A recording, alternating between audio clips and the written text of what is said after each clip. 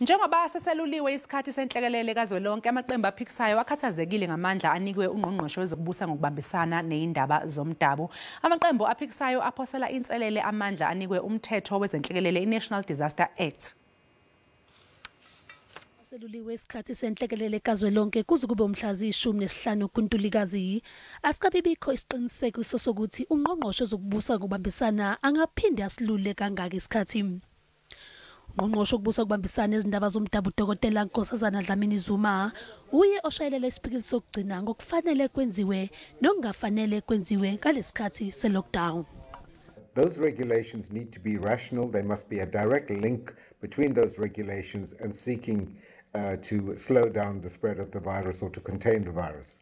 In particular, the Act says that any regulations that are made must be with the purpose of assisting and protecting the public, providing relief to the public, protecting property, preventing or combating disruption, and finally dealing with the destructive or other effects of the disaster. Amaqembu aphikisayo afuna iPhalamende libhekisise indlela ekusingethe ngayo lokubheduka kwegciwane eCovid-19.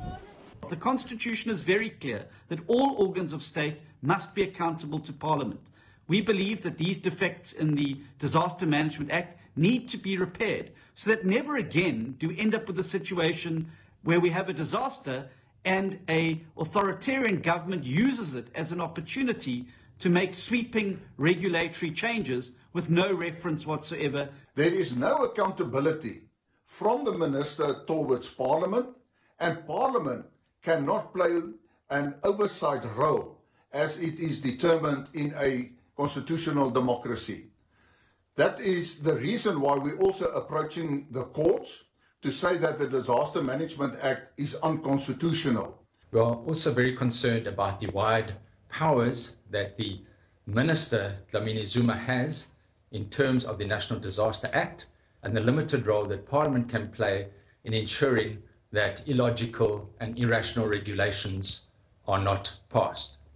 The IFP is on record as having said when the lockdown COVID pandemic started that there will need to be amendments to the Disaster Management Act.